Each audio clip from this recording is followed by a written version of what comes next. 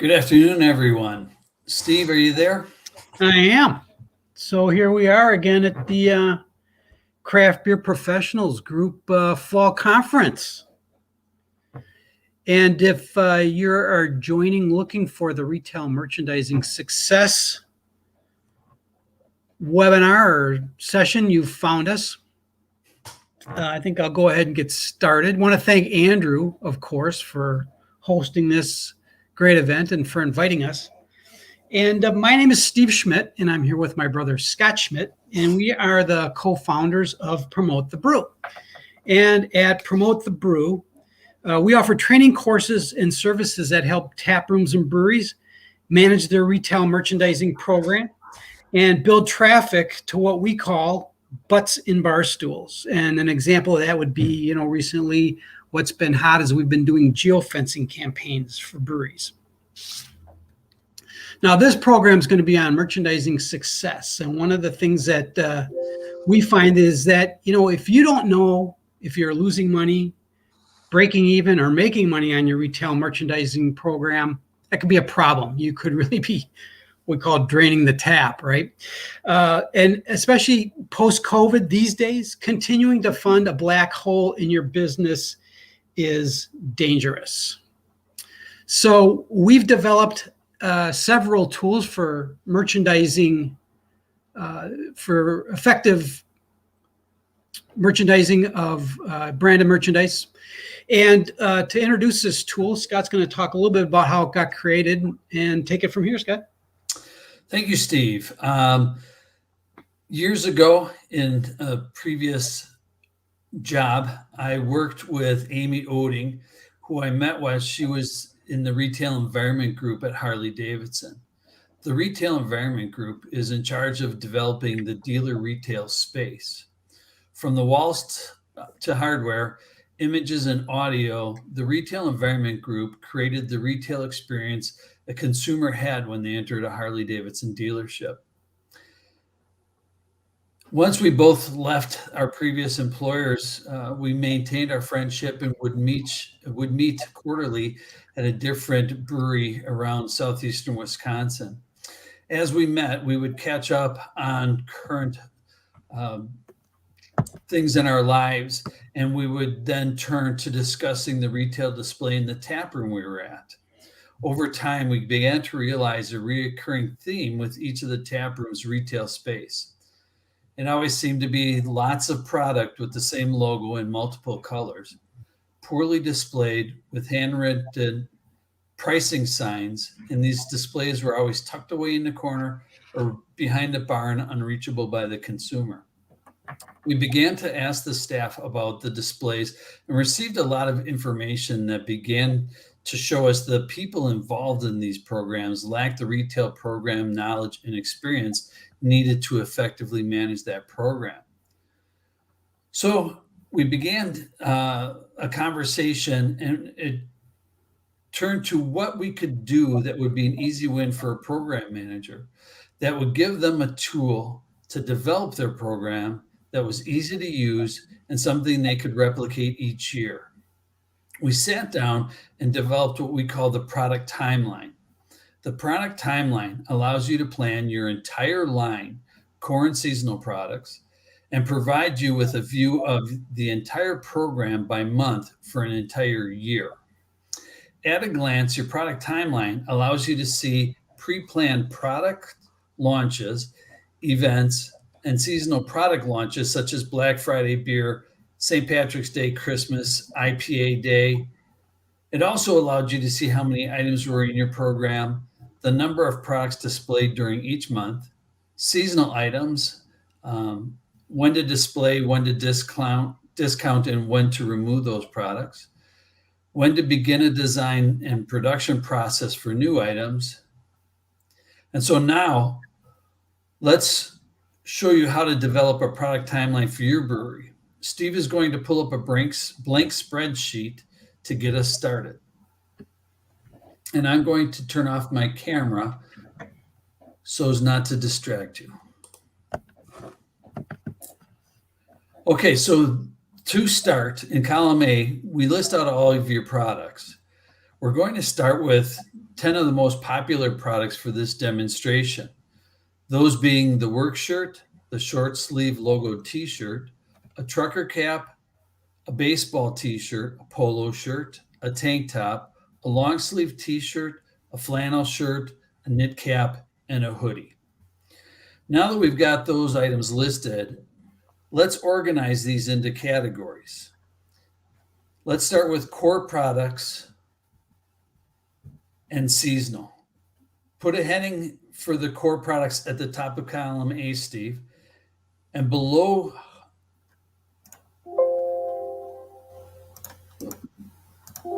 Yep. Run into a little bit of a snag here with that. Okay. Below hoodies, add spring, summer, and fall.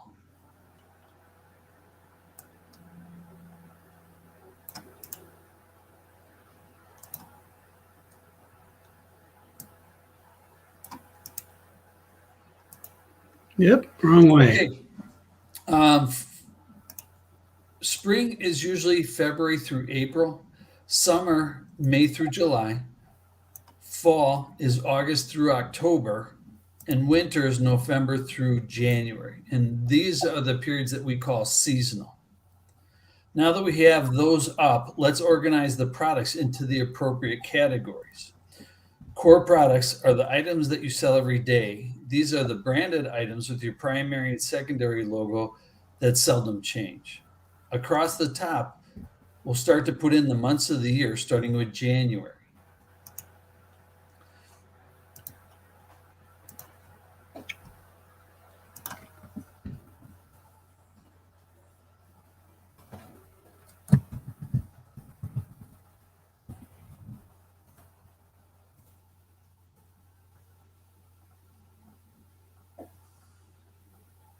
What happened?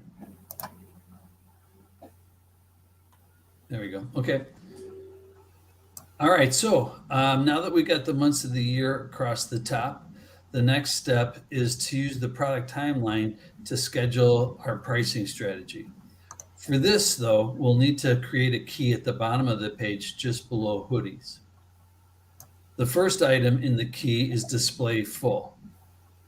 Next, we will set up any discounts that you might want to use to help close out products. For this example, we'll use display-discount 1, and that is usually 15%. Then display-discount 2, which is usually 30%. Finally, we'll use remove to show when the products are to be taken off the display. We use discounts on this plan for those who are using discounts to remove product out of their program. We recommend to our customers that they set up a last call rack that you place items at full price and leave until they're sold or until you move them to a sales or donation bucket in the back for future use. Using the key, let's start to set up our core products. Since core products are display at full retail price all year long, we'll mark those on the timeline as display full, such as Steve's doing right now. For new products to the program, we'll need to add additional information to the key to show where the products are in the process. To do this, we will add the prompts for scheduling new product development under the last item in the key, remove. The first is design/proof and is the period in which you determine the style, fabric, color, and logo usage for a new item. The next is production. Production is when the product is ordered and your product partner provides you with a digital proof for approval, as well as an actual sample if requested. It is at this point where you can make changes in advance of the final product run. Changes such as tweaking the design, the decoration location, or techniques, even the decoration color. Changes such as once you've approved the final product, your decorator produces the product and delivers it to your brewery. You can also determine where and how it's to be displayed during this time. Let's look at the spring product selection. The baseball t-shirt is a new item and we'll be introducing it this year. A design needs to be created, the new shirts produced, and we'll want to sell these at full price in March and April for spring training. We'll want to start this in January and schedule a design proof. Once the design work is completed, we proceed with the order. It goes into the next step, production. As I mentioned, we will display the baseball tees in March and April for spring training, and then continue to display them through the end of baseball season in September. Steve will mark this item display full for March through July. As baseball season is winding down, we will want to work to reduce and eventually remove this product from the display. One way to do this is to move the product to a less prominent display area and offer it at the first discount of 15% in late August. And if there is any product left, offer a second discount in early September.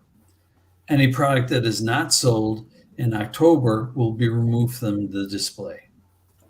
The goal of discounting is to incent a purchase to fully sell out. If there is any remaining inventory, we can offer a second discount for another 30-day period. In October, we'll remove any remaining product from the display and place it into a box for the sales team to use for retailers or for donations. The polo shirt is the same design as we used last year. So in March, we will review last year's sales to determine how many of each size we need and to place our order. We'll schedule production in March.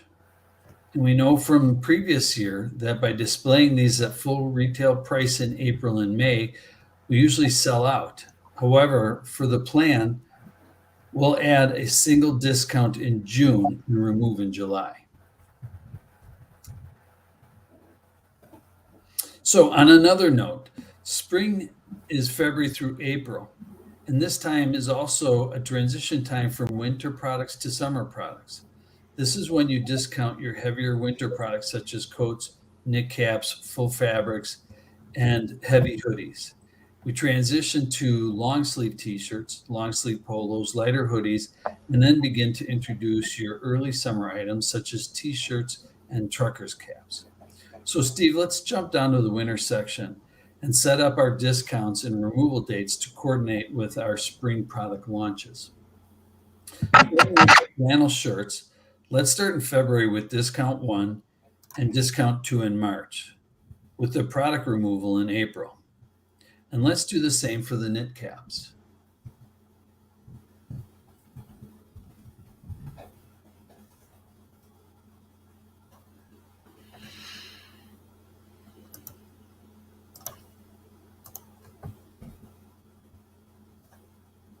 For the hoodies, let's delay the discount and removal by 1 month.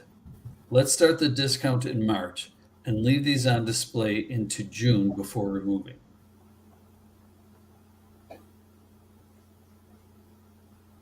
So the next step is to complete scheduling of all the items on the timeline.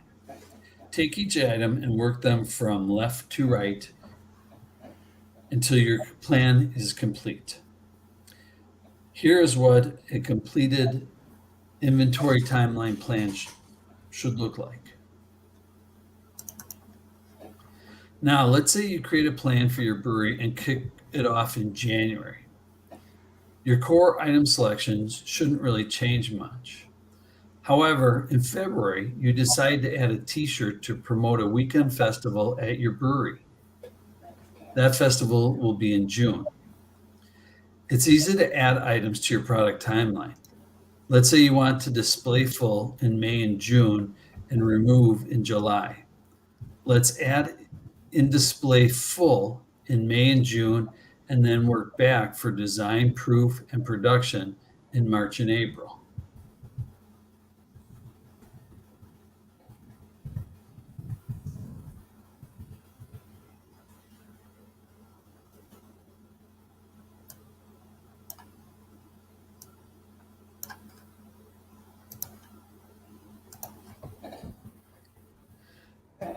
And that's how you simply add a product to your timeline at any time during the year. And that's how a basic timeline is developed. An advanced feature you can use to your timeline is how you'll market the new products. Continually promoting your branded merchandise is key to robust sales. If you currently use Facebook or Instagram to communicate with your customers, we suggest that you add 2 columns to your timeline, one for each platform, placed to the right of December as Steve has just done.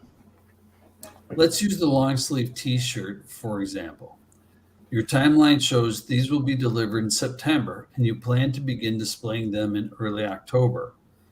You will want to schedule a post to promote and share this product on your Facebook page on October 10th, 20th, and 30th, and October 15th, 25th, and November 5th on your Instagram page. Adding columns to the right for your social media will allow you to collaborate with your social media person. To gain the greatest exposure, you will need to coordinate the social media posts with your product launches. Together, you can determine which social media will be used, what will be shared, which hashtags to use, and the dates for each post. Now that we've developed a product timeline, here are a few other points to keep in mind when you are developing this tool for your brewery. Seasonal products should also include holidays, sporting events, and other events you might want to promote, such as your anniversary. Look back at previous years to see which holidays and events you wish to promote and enter those into your timeline under the appropriate sections and dates. Another tip is to use is under each section to place the dollar value for each section by month so that you have a basis for budgeting and discussion at your brewery. Under the budget line, leave space for sales so that you can track your sales of each month to better understand how your products are doing. Use the previous year's timeline as a starting point for your next year's timeline. And that's basically how a product timeline works. And does anybody have any questions? Oh, no, hang on. Just to review, I'm jumping ahead here. Just to review, why develop a product timeline? It'll give you a view of your entire program by month for an entire year. It allows you to plan your entire year for 12 months in advance with your core and seasonal products. Doing this allows you to plan and negotiate better pricing based on your entire spend instead of per order basis. It also helps you manage your inventory and budgeting better. At a glance, you're able to see your pre-planned product launches, events, and seasonal products such as Black Friday beer, St. Patrick's Day, Christmas, and IPA Day, just to mention a few. You're also able to see how many items are in your program, the number of products displayed during each month, your seasonal items, when to display, discount, and remove by date, and then when to begin the design and production process for new items. So now, does anybody have any questions?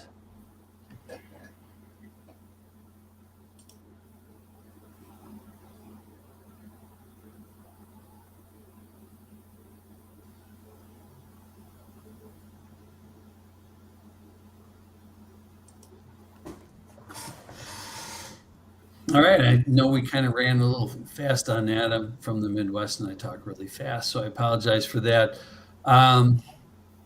But if anybody has any questions, please use the comment area and we'll answer any questions that you might have. While we're waiting for questions, Scott, I'm just going to share a free resource that we've developed that we're making available for anybody that views this session. Okay, that sounds good. All right. Well, we have developed, we've identified 6 areas that contribute to a successful retail merchandise program. And in those areas, in each of these areas, we've developed a checklist of things to accomplish. And the whole checklist is 13 pages, and we're calling it our checklist for a successful retail merchandise program. And it really is a great tool to use to assess where you're at and what you could do to take your program from where it is now to the next level. And to get this, you just need to go to our Market the Brew part of our website. It's marketthebrew.com. And this particular page is at /checklist for merch. You just go to that URL and put in your email and hit the get checklist button, and you'll be taken to a page where you can download this checklist. It's a great handy tool. Any questions, Scott, that have come up? Nope, nothing yet. All right, then let's move on. And we have one other resource for you. And this is what we're calling this is our merchandising workshop. This is the original program that we developed with Amy Oding. And it was developed to transform your brewery's retail merchandise from a marketing expense to a profit center. It is an online training that you can do at your own pace. And this is where the product timeline, this is where that tool came from that we just showed you. In addition to the product timeline, we have two other tools and a lot of additional information on how to display your product, manage your inventory, buy your product. How do you buy the actual merchandise, ways to buy money or buy so that you save money. And then how do you actually make money at your merchandise program? This is available at the URL at the top, and this one is not free. However, this cost for this program is $199, and once you enroll, you have access to it for the lifetime of your enrollment. And that is found at marketthebrew.com /merchandising-workshop. Any more questions? Any questions, guys? Nope, none so far. Okay. Well, to wrap up then, we just want to thank again Andrew and the Craft Beer Professionals group for the opportunity to present this product timeline. And we hope you found it valuable. We also want to thank today's sponsor, which is Beer 30 by Fifth Ingredient. Now, after this session, and if you're viewing the recorded session, if you guys have any questions about any of this stuff, Scott and I are available to you at any time. Here are our phone numbers and our email addresses. Yes, thank you, everybody. We appreciate your time today.